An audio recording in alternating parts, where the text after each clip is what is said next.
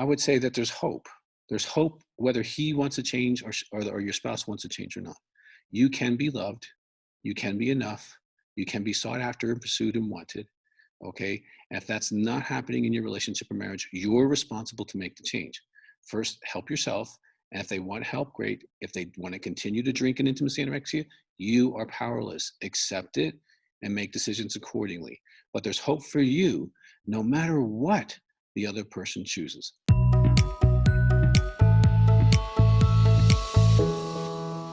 Welcome to yourbrilliance.com. I'm your host, Amy Waterman. There is nothing worse than feeling absolutely, utterly alone with a person you love. He could be sitting right next to you. Maybe you're lying in bed together, but he might as well be on the other side of the moon. He makes no effort. And sometimes you wonder why he's even with you, because he lets other people in more than he lets you in. What you're experiencing has a name. It's called intimacy anorexia. And you don't have to live the rest of your life feeling lonely in your relationship. There are tools, there's support, and there is a community that can help. Intimacy anorexia is the brainchild of our guest for today, Dr. Doug Weiss. Dr. Doug is a nationally known author, speaker, and licensed psychologist. He's been the expert guest on numerous national shows, including Oprah, Dr. Phil, and Good Morning America. He's written more than 30 books on marriage and other topics, and he's the executive director of Heart to Heart Counseling Center in Colorado Springs. Welcome, Dr. Weiss. Well, hi, Amy. How are you? I am great. Thank you so much for coming onto the show today, because I really feel like this is a topic that affects so many of us. In fact, I think most of us have felt lonely in our relationships, even if it was just a temporary thing. So that's the big question I was wondering to start off. How many people are experiencing this pervasive feeling of loneliness in their relationships? Well, intimacy anorexia, I mean, there's millions of men and women. And the thing is, it's either or. A man can feel just as alone, or a woman can feel just as alone, unwanted. If you have that conversation like, Amy, I feel like we're roommates. I feel alone. We're not connected anymore. We're just managing. We're just business partners. If those words have ever come out of your mouth, and you've worked with lots of clients like that, they're probably struggling with intimacy anorexia.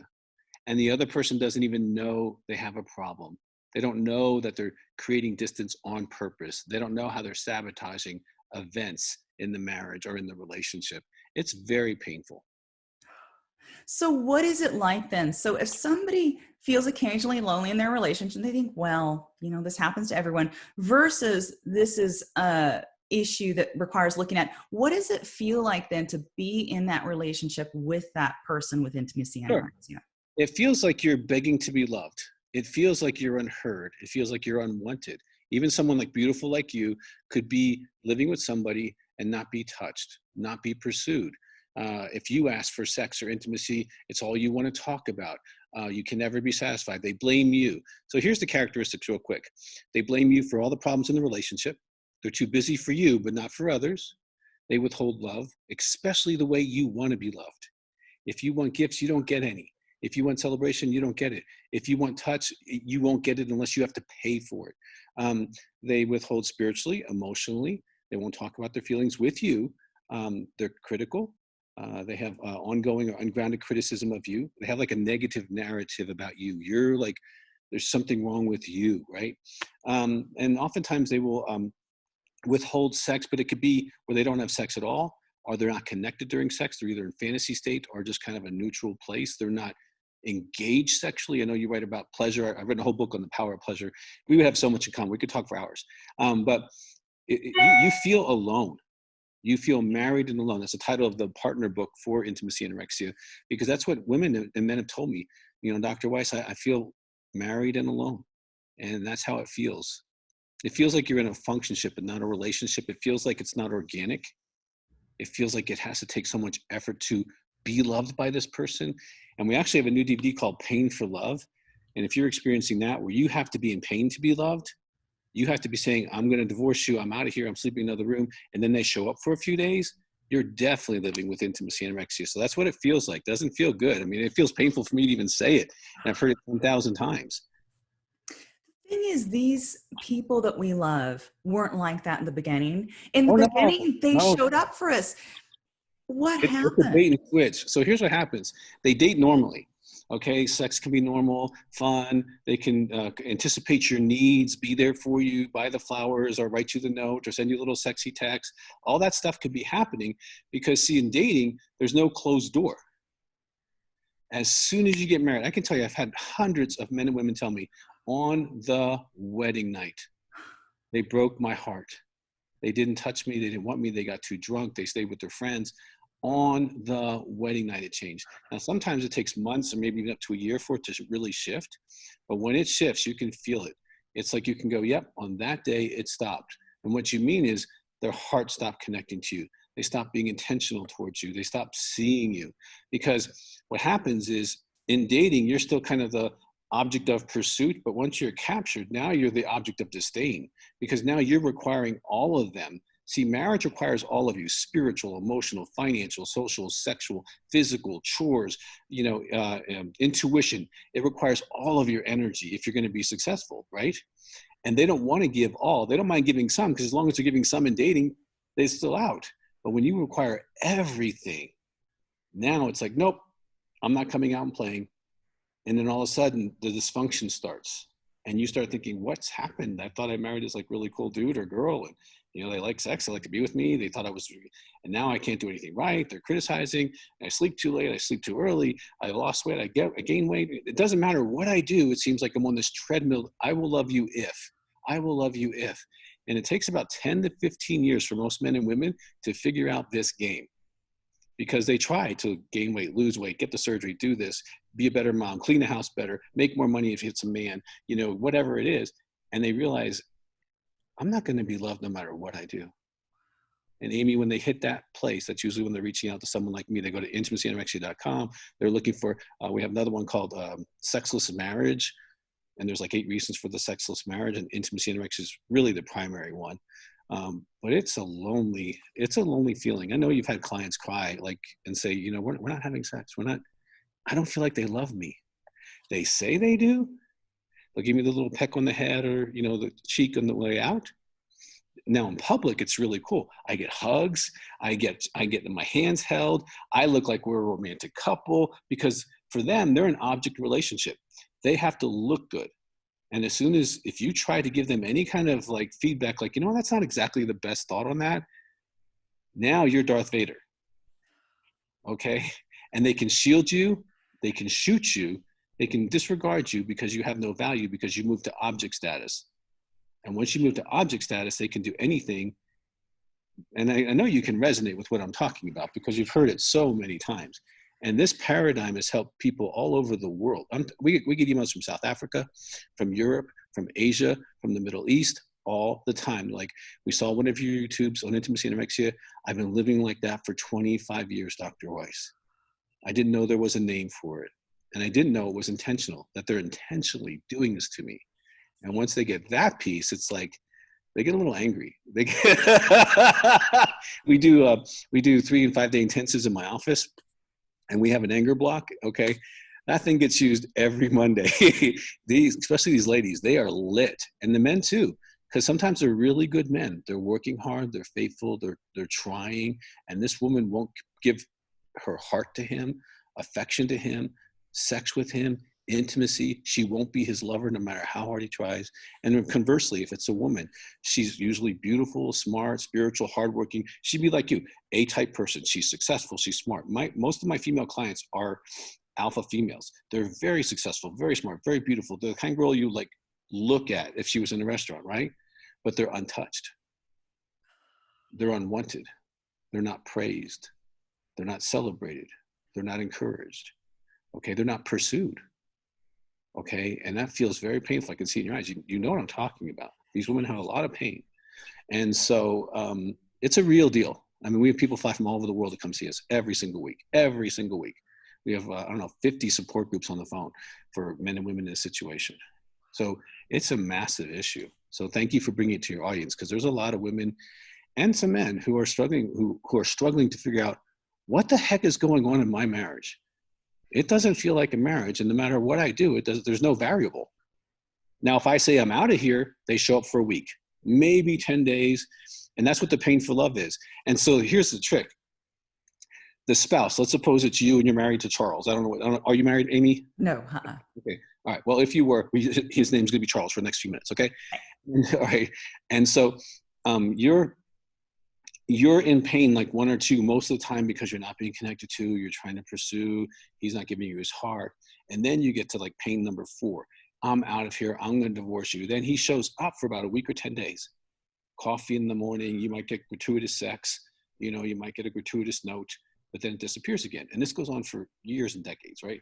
And so what happens is the woman's in relational reality. He's in object reality. So she interprets his acts of stabilization as acts of love. And then he takes pictures of those acts of stabilization.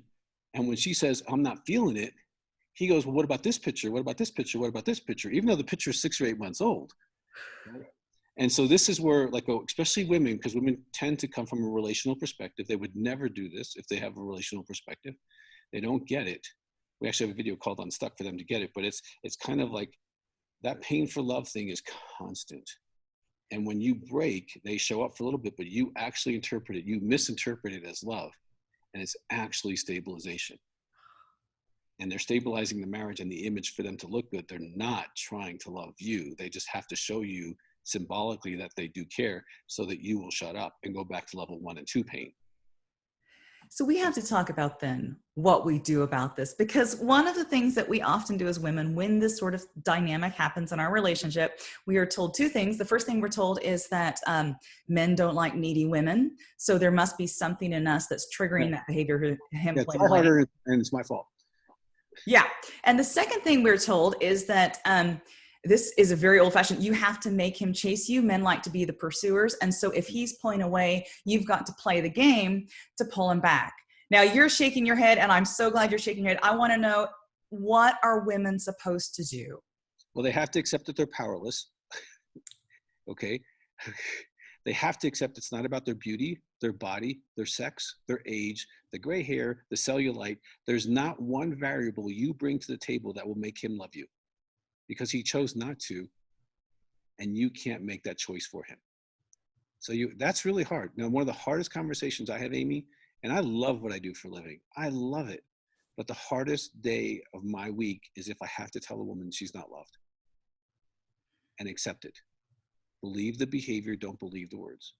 Okay, addicts, intimacy anorexia is a form of addiction, okay? And so that's why the addict model really works in recovery. If they want to get better, actually, so let me say this. I've seen thousands of couples heal, get better, and become lovers and friends and live happily ever after. Thousands, okay? So let's make sure we have some good news here. But the first stage for a woman is accept that you can't do anything. Get help for yourself. Get in a married loan group, get the married loan book, start realizing that you're not the problem, it's not your sex. Don't get plastic surgery. Don't go down the trail of, I need to do something to be loved. Okay? Because he knew how to love you when he was dating you. He's choosing not to love you now. And here's how you know it's intentional. Because if you're married to a man, right, and you're a woman, and suppose you're in that level 4 pain, and so he comes to stabilize you, he knows how to stabilize you. He knows how to love you. Because every time you demand it, he shows up for a little bit. So he knows the method, he knows the process, he knows how to get it done, and he knows how to get results. He chooses not to do that because he actually wants distance. He wants angry mommy, he wants sad mommy, he wants unhappy mommy, he wants critical mommy, so that you look like the problem. And that is the gold star in this whole game. So I can tell you understand, I understand a whole system of stuff that you don't see regularly, but we put language to this. We actually certify counselors all around the world on intimacy anorexia. It's like almost 40 hours of training, okay, to get certified. I mean, that's how complex this system is. I'm talking really fast, but it's a complex system, okay? But once you get it, oh my God, the light bulb comes on, women get free, and men get free. They're like, you know what? I'm not playing this game. I'm not doing pain for love. I'm not doing this. Here's my boundaries. If you want to grow up, fantastic. But you're living with a drunk. And unless you confront that, you're going to be unloved the rest of your life. And women will give up their 20s, 30s, and 40s begging to be loved. And by about 50, they've had it. And it takes about 30 years to kind of get the whole I'm never going to be loved thing. And it's not about me thing. Mm-hmm. Because women try harder They give more. They believe that he really does love me. And I have to factually say, okay, let's look at the facts. Bang, bang, bang, bang, bang. Okay. If I was married to someone like you, I couldn't keep my hands off you. Okay. It takes a lot of strength to withhold sex and intimacy from you. I'd want to touch you, play with you, take you out. I could not do that. Do you know how much strength he's using not to love you?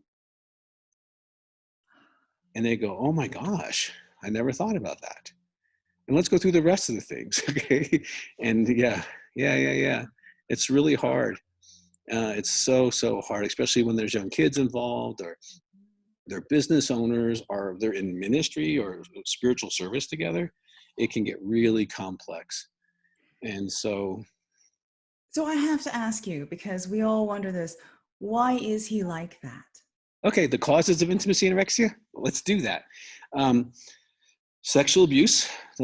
Okay, if you've been sexually abused, you can feel afraid of intimacy and move into object relationship. Okay, so that's one thing. Sexual addiction is probably the largest.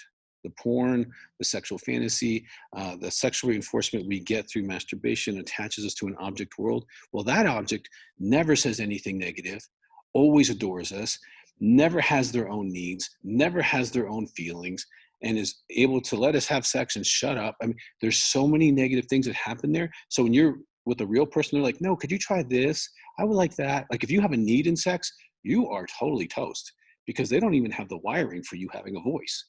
Okay. So sexual addiction is a huge issue. I've written several books on that, and that I'm actually the president of the American Association for Sex Addiction Therapy. So that's a big one.